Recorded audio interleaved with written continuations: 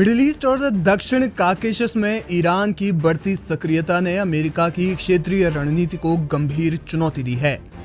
एक तरफ ईरान ने अर्मेनिया के साथ मिलकर जंगेजुर कॉरिडोर की योजना को ठेंगा दिखाया है, तो वहीं दूसरी ओर लेबनान में हिजबुल्लाह को मजबूत कर अमेरिका और उसके सहयोगियों के मंसूबों पर पानी फेर दिया है।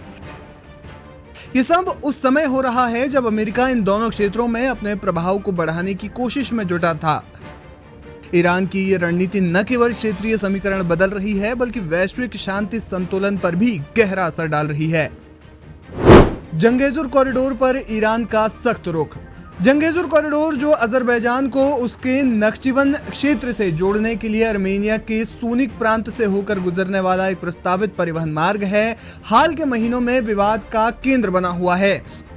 इस कॉरिडोर को अमेरिका की मध्यस्थता में हुए अर्मेनिया अजरबैजान शांति समझौते यानी 9 अगस्त 2025 का हिस्सा माना जा रहा था, जिसे अमेरिकी राष्ट्रपति डोनाल्ड ट्रंप ने ट्रंप रूट के रूप में प्रचारित किया।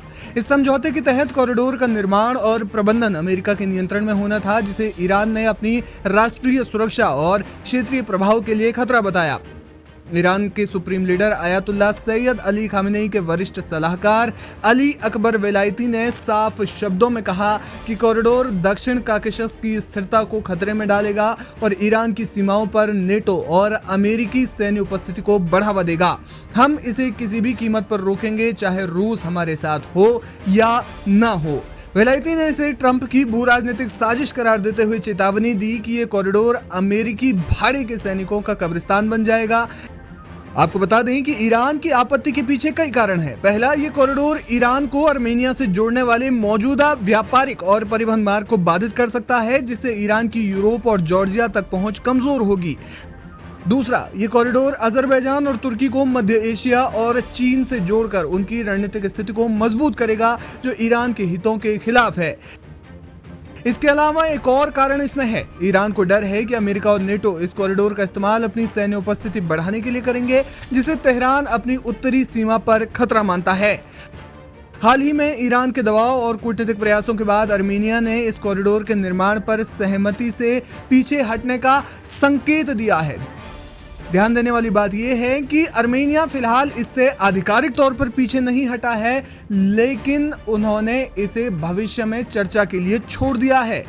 कई रिपोर्ट में दावा किया जा रहा है कि ईरान से बातचीत के बाद अर्मेनिया ने यू टर्न लिया। हालांकि इसकी अभी कोई आधिकारिक पुष्टि नहीं हुई है, लेकिन माना जा रहा है कि ईरान और अर्मेनिया के बीच हुई बातचीत के बाद अर्मेनिया इस पर अपना रुख पलट सकता है। ये ईरान की कूटनीतिक जीत के रूप में देखा जा रहा है, जिसने अमेरिका की योजना को नाकाम कर दिया। लेबनान में हिजबुल्लाह को बूस्टर। कहा जा रहा है कि लेबनान में ईरान ने अपने लंबे समय से सहयोगी संगठन हिजबुल्लाह को मजबूत करने के लिए सैन्य और वित्तीय समर्थन बढ़ा दिया है। हिजबुल्लाह एक शिया मुस्लिम सैन्य और राजनीतिक संगठन है। लेबनान की राजनीति और क्षेत्रीय सुरक्षा में वो महत्वपूर्ण भूमिका निभाता है।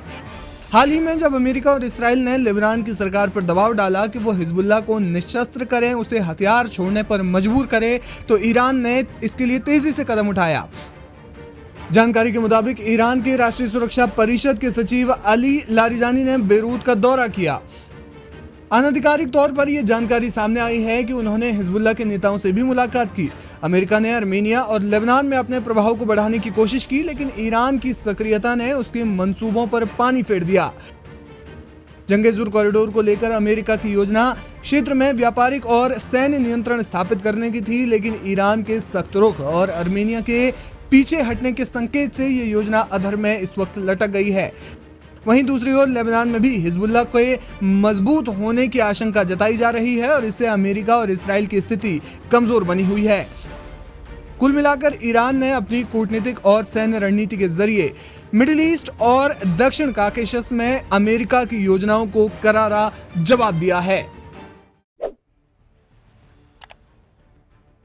इसराइल और हमास के बीच जारी जंग में अब खुद प्रधानमंत्री नेतन्याहू की सीट भी खतरे पर पहुंच चुकी है। सड़कों पर वो उतर गए हैं जिन्होंने ईरान से लेकर यमन और गाजा पट्टी पर बमबारी की थी। पहली बार इसराइल की अपनी ही वायुसेना के लड़ाकू पायलट सरकार की रणनीति के खिलाफ सड़कों पर उतर चुके हैं और खुलकर कह रहे हैं युद्ध अब बंद होना चाहिए।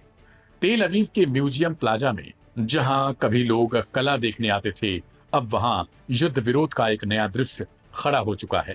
शॉल गेट के पास दर्जनों अनुभवी और सक्रिय फाइटर पायलट खड़े हैं, अपने फाइटर जेट्स की बजाय हाथों में तख्तियां लेकर। इन तख्तियों पर लिखा है, बंधकों की जिंदगी जरूरी है। राजनीतिक दबाव से आजाद हो सेना और सबसे सीधा संदेश, चीफ ऑफ स्टाफ, हम आपके साथ हैं। इन पायलटों का कहना है कि गाजा में चल रही कार्रवाई अब अपने मूल मकसद से भटक चुकी है। उनका मानना है कि अगर नेतन्याहू सरकार गाजा सिटी पर दोबारा कब्जा करने की योजना पर आगे बढ़ती है तो इससे हमास के कब्जे में मौजूद इस्राएली बंधकों की जान को सीधा खतरा हो सकता है। उन्होंने कहा, हम लड़ाके हैं, हमने जंग देखी है, लेकिन ये लड़ाई अब उस रास्ते पर जा रही है जहां जीत की कोई शक्ल नहीं दिखती। ये बंधकों के लिए जानलेवा हो सकता है। गौरतलब है कि 7 अक्टूबर 2003 को हमास ने इसराइल पर हमला किया था। उस दिन करीब 1200 इस्राएली नागरिक मारे गए और सैकड़ों को बंधक बना लिया गया।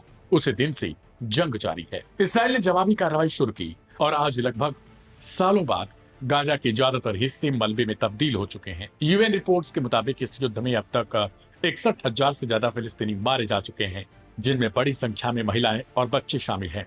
इस्राएली सरकार का दावा है कि वो आम नागरिकों को सुरक्षित इलाकों में भेजने के बाद हमास के खिलाफ कार्रवाई करती है, लेकिन जमीनी हकीकत इससे बहुत अलग है। गाजा जैसे घनी आबादी वाले इलाके में युद्ध और आम नागरिकों के बीच फासला बनाना आसान नहीं। अब सवाल ये है कि अब जब खुद इस्राएली वायुसेना के पायलट ये कह रहे हैं कि युद्ध से बंधकों की जिंदगी खतरे में है, तो क्या सरकार को अपनी रणनीति पर फिर से विचार नहीं करना चाहिए? इन पायलटों का यह भी कहना है कि उनका विरोध सेना प्रमुख के खिलाफ नहीं बल्कि उनके समर्थन में है। वे चाहते हैं कि सेना प्रमुख किसी राजनीतिक दबाव में आकर फैसला न करें और आईडीएफ यानी इस्राइल डिफेंस फोर्स की स्वतंत्र सोच को बनाए रखें। ये जंग सिर्फ बॉर्डर पर नहीं लड़ी जा रही, ये हमारी आत्मा में लड़ी जा रही है। अगर हम अपने मूल्यों को खो दें तो हम सब कुछ हार चुके होंगे। तेल अवीव से लेकर यरूशलेम तक और दुनिया भर में बसे इस्राएली प्रवासी, सबके बीच ये सवाल गूंज रहा है, क्या युद्ध ही एकमात्र रास्ता है या अब वक्त आ चुका है कि बातचीत की कोशिश की जाए, कूटनीति को एक और मौका दिया जाए? इस्राएल में पायलटों का यह विरोध एक चेतावनी है, न सिर्फ नेतन्याहू सरकार के लिए बल्कि उन तमाम ताकतों के लिए जो युद्ध को ही समाधान मानती हैं। क्योंकि जब आसमान में उड़ने वाले फाइटर पायलट जमीन पर उतरकर शांति की मांग करे तो इसका मतलब होता है अब बहुत हो चुका।